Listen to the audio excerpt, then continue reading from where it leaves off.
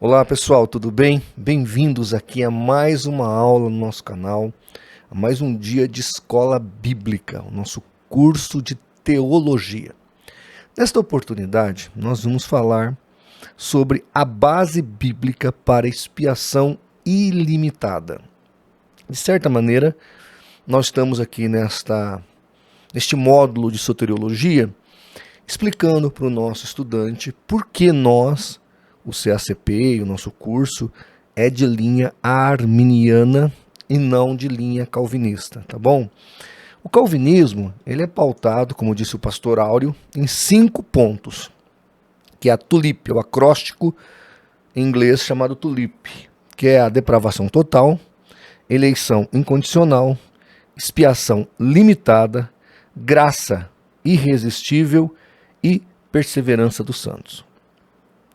Hoje vamos tratar sobre a expiação limitada. Sobre os demais pontos, eu vou aos poucos tratando aqui com você. Acho que mais 2 ou 3 aulas eu encerro contigo.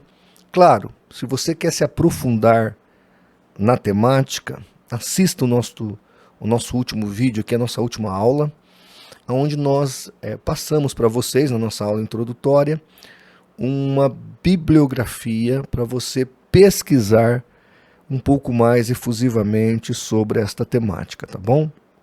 Eu, apesar de ter muitos vídeos aqui das outras questões, eu vou fazer umas pequenas aulas aqui refutando todos esses pontos.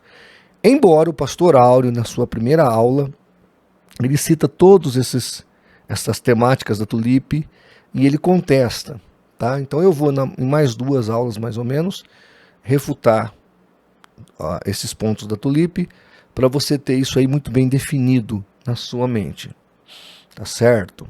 Hoje nós vamos tratar então da expiação ilimitada, e porque nós cremos que assim seja. O que é expiação? É o sacrifício que é feito pelo pecado. Ilimitado é o que nós acreditamos que fez Jesus na cruz, como está em João 3,16, porque Deus amou o mundo. Veja, Deus não amou algumas pessoas do mundo. Deus amou o mundo. Então, nesse cosmos, todas as pessoas que existem ali foram e são amadas por Deus. Isso é muito importante de nós notarmos. Primeira questão. Segunda questão é que este sacrifício feito por Cristo teria força suficiente para pagar pelo resgate de todos os seres humanos que existiram e que vierem a existir.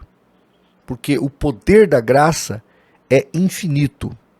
Quando eu limito a expiação a um grupo de eleitos ou um grupo específico de pessoas, eu estou derimindo e limitando o poder da graça de Jesus. Isso é tão controverso que eu vou mostrar aqui Calvino defendendo as duas questões, ou seja, no momento ele fala que a expiação é ilimitada, no outro momento ele fala que é limitada. Tanto que dentro do calvinismo nós temos a ideologia amiraldista. O que é essa visão amiraldista? É a visão de que este calvinista segue esta linha aonde se acredita na expiação ilimitada. Crê-se em 4 pontos da TULIP, mas discorda da expiação limitada. Entre os famosos, que assim são amiraldistas, nós temos o Spurgeon, que chegou ao ponto de falar que o calvinismo é o evangelho. Mas ele cria na expiação ilimitada, ou seja, o sacrifício de Jesus vale para toda a humanidade. Vamos começar com Calvino aqui. Aqui em Gálatas, no comentário aos Gálatas, na página de número 145, e eu li toda a coleção dele, dessa azul aqui, tá? Ele diz o seguinte, na página 145. No que concerne aos homens, admito a força deste argumento. Pois é a vontade de Deus que busquemos a salvação de todos os homens, sem exceção, porque Cristo sofreu pelos pecados do mundo inteiro. Então veja, aqui ele está dizendo a força de um argumento de um pai da igreja, que é Crisóstomo, e ele diz que esse argumento do Crisóstomo tem fundamentação, porque no que concerne aos homens, ele admite a força do conceito de Crisóstomo, dizendo que é a vontade de Deus que busquemos a salvação de todos os homens, sem exceção. Por quê? Porque Cristo sofreu pelos pecados do mundo inteiro. Então, aqui neste escopo, aqui neste livro, comentário de Calvino aos Gálatas, ele está ensinando que a expiação é ilimitada. Aí na pastoral, que justamente fala que a vontade de Deus é a salvação de todos os homens, aí ele vai usar o seguinte argumento. Estou lendo aí para você, na página 97. Ele diz o seguinte: pois a intenção do apóstolo aqui é simplesmente dizer que nenhuma nação da terra e nenhuma classe social são excluídas da salvação, visto que Deus quer oferecer o evangelho a todos, sem exceção. Visto que a pregação do evangelho traz vida, o apóstolo corretamente conclui que Deus considera a todos os homens como sendo igualmente dignos da participação da salvação. Ele, porém, está falando de classes e não de indivíduos, e sua única preocupação é incluir em seu número príncipes e nações estrangeiras. Então, o que ele está colocando aqui é que quando Paulo fala que Deus deseja a salvação de todos os homens, é todos os homens de todas as classes. Então, negros, amarelos, brancos, ricos, da classe dos ricos, da classe dos pobres, vai ter alguém representando. Aí ele vai citar lá Apocalipse, né, de todas as tribos, povos e nações. Então, ele olha para o futuro, onde no mundo celestial futuro terá gente de todas as tribos, povos e nações.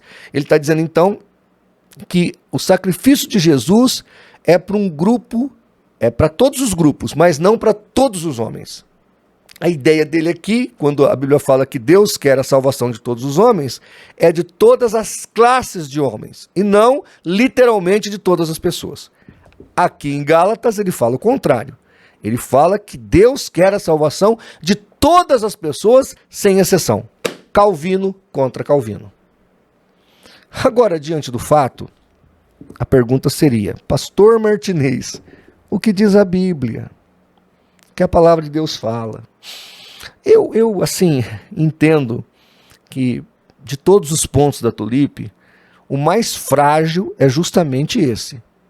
Tanto que o calvinismo se divide. E nós temos um calvinismo amiraldista. Por quê?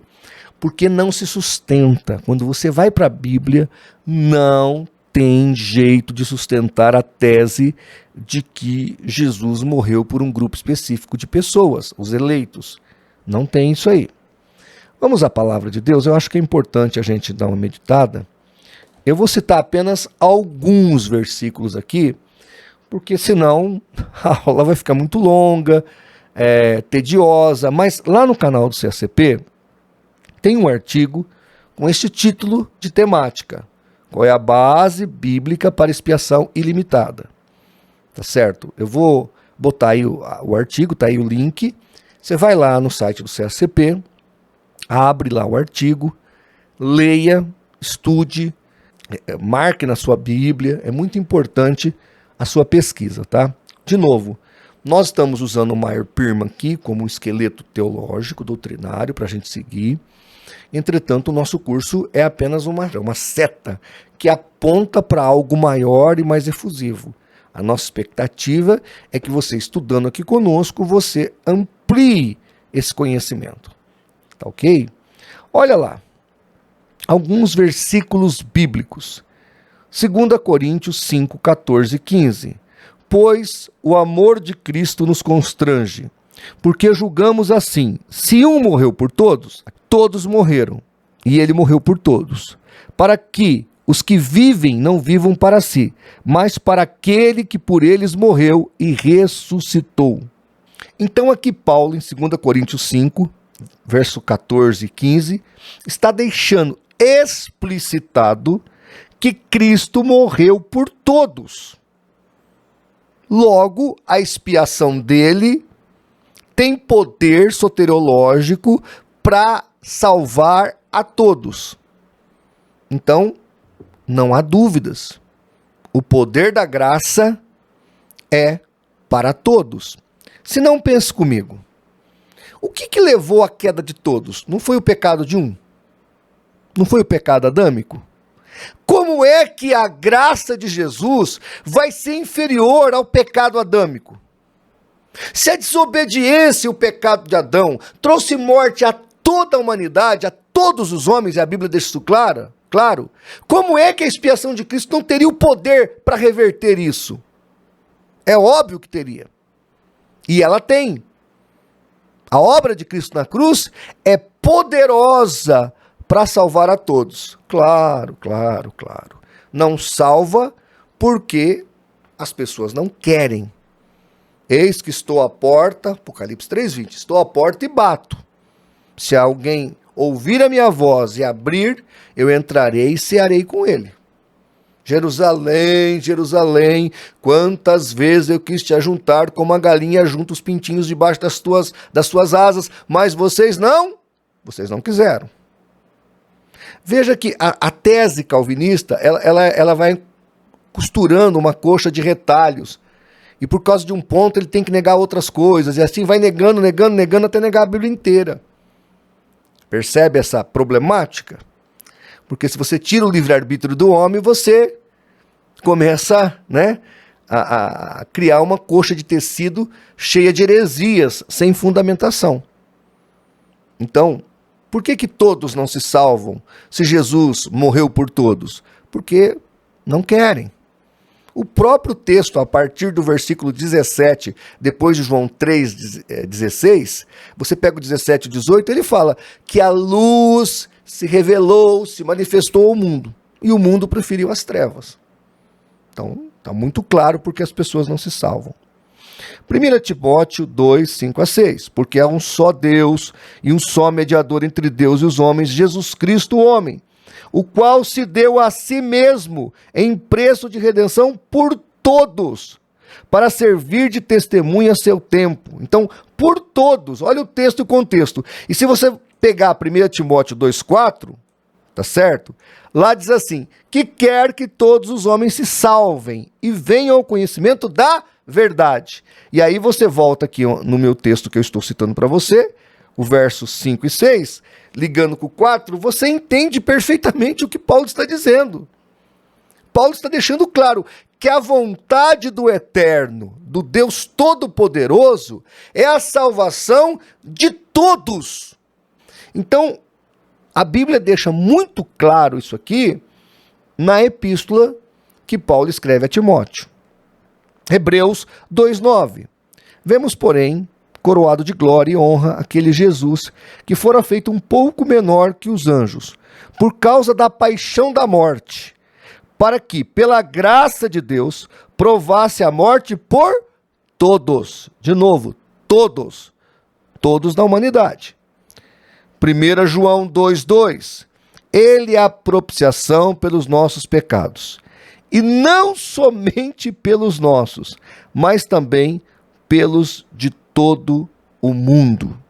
Gente, aqui deixa muito claro que não está falando apenas da expiação para os salvos, mas a expiação foi feita para todos. Não, João está falando, olha, não foi só pelos nossos pecados que Cristo morreu, nós os salvos, mas ele morreu pela humanidade. E aqui ele deixa claro, ele faz distinção entre o salvo e o não salvo. Jesus morreu por qual deles? Por todos, os salvos e os não salvos. Óbvio que aqueles que são salvos porque receberam a graça. João 1:12, mas a todos quanto receberam-lhes, deu-lhes o poder de serem feitos filhos de Deus. Então por que um grupo é salvo e outro não? Porque aceitou a graça. O outro grupo não aceitou. Mas havia condições de todos se salvarem? Havia. Quando eu falo isso para o calvinista, ele fala assim, o senhor pensa assim? Eu falei, penso. Quantas arcas tinha lá? Não era uma só? Só cabia um grupo limitado. Aí eu falei outro dia para o calvinista, eu falei, querido, Noé pregou por 120 anos. E ele, com um pequeno grupo que foi a sua família, ele fez uma arca. Mas imaginemos que aquela multidão que ouvia Noé todos os dias acreditasse nele. Noé tinha a receita da arca. Ele tinha o projeto de engenharia da arca. Quantas arcas Noé poderia ter construído se a multidão acreditasse nele? Um sem número de embarcações. Noé poderia ter construído, se o povo acreditasse nele, 1, 2, 10, 20, 50, 100 embarcações. E poderia ter salvado a todos os que acreditassem. Não foi feito um sem número de embarcações porque não acreditaram nele. Então apenas Noé e sua família trabalharam no projeto. Talvez ele contratasse alguém e por dinheiro o cara fosse lá e trabalhou para Noé, serviu Noé ali no projeto de construção. Mas não porque acreditaram. Se a multidão toda acreditasse e todos pegassem o projeto e fizessem várias arcas, as pessoas teriam se salvados. Então, de novo, a salvação é para quem quiser. A graça de Deus é para quem quiser. Agora, se as pessoas não querem, aí vão ter que pagar por isso. Mas voltando aqui para 1 João 2,2, ele deixa muito claro, ele pagou pelos nossos pecados e também pelos pecados de todo mundo. Vai repetir esse texto lá em 1 Timóteo 4,10. 1 Timóteo 4,10 está escrito assim: pois para isto é que trabalhamos e lutamos, porque temos posto a nossa esperança no Deus vivo, que é o Salvador de todos os homens, especialmente dos que creem. De novo, a mesma ideia. Lá João está falando, aqui Paulo está falando. Veja que João e Paulo falam a mesma coisa. Ou seja, a salvação, a expiação é para todos os homens, mas tem efeito em quem? Em quem crê.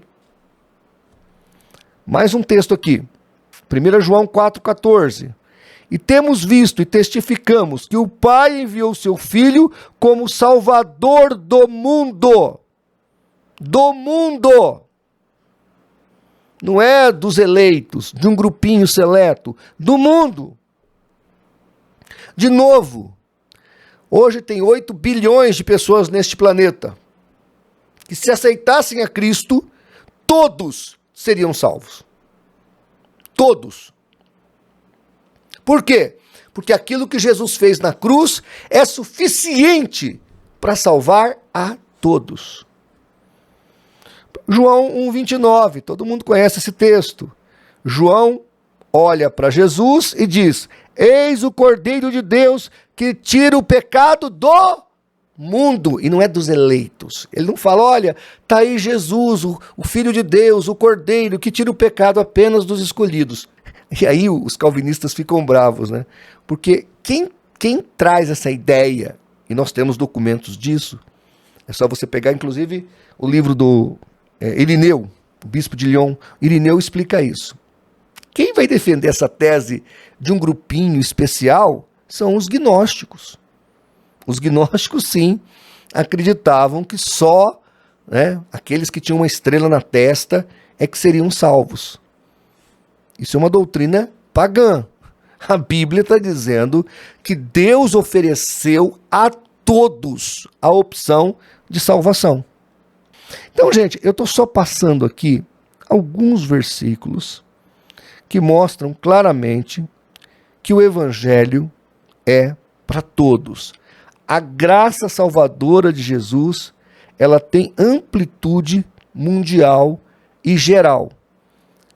O efeito da graça, obviamente, é para aquele que crê.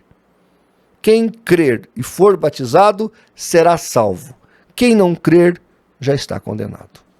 Tá bom, gente? Então, assim, eu lamento, porque outro dia tem um livro aqui horroroso. O livro é Deus Amou o Mundo? E o autor do livro diz assim, eu vou pôr depois na edição do vídeo, se eu achar aqui. Ele diz assim, que uma das maiores mentiras do diabo é ensinar para as pessoas que Deus ama o mundo inteiro. Como é que pode ser mentira do diabo, se a Bíblia está falando em vários lugares, em vários momentos, que Deus amou o mundo inteiro? E ama! Ama! Ama até o apóstata, que não vai voltar, como está em Hebreus 6. Deus ama.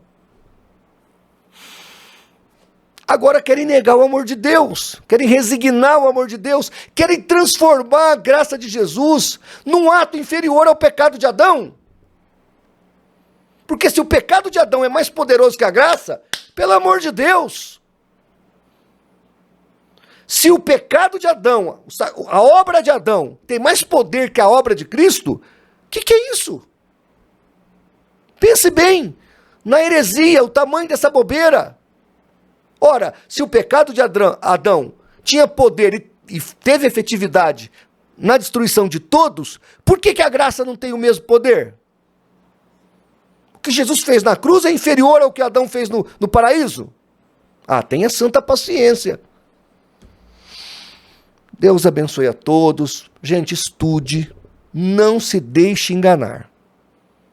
Não se deixe enganar. Eu vou depois fazer um vídeo aqui, não na nossa aula, mas assista depois aqui no canal, sobre livre-arbítrio e livre-agência. Então tem o Nicodemos falando que o homem tem livre-arbítrio. Depois vem o Hernandes dizendo que o homem não tem livre-arbítrio, tem livre-agência. Ai, meu Deus. Gente, pensa, depois pesquisa aí no seu dicionário Aurélio, qual é a diferença das duas coisas. Só se você inventar uma diferença filosófica, porque, né? É a mesma coisa. Mas depois eu vou fazer um vídeo mostrando isso e mostrando na Bíblia. Mostrando na Bíblia. De novo, né? Porque eu já mostrei em tantas outras oportunidades. Eu vou colocar aqui alguns vídeos no final desse aqui. Além da aula, eu vou colocar um sobre livre-arbítrio. Assista, por favor. Tá? Dá uma analisada no que eu vou falar. Tá bom? Gente, muito obrigado. Se Deus assim permitir, até a nossa próxima aula.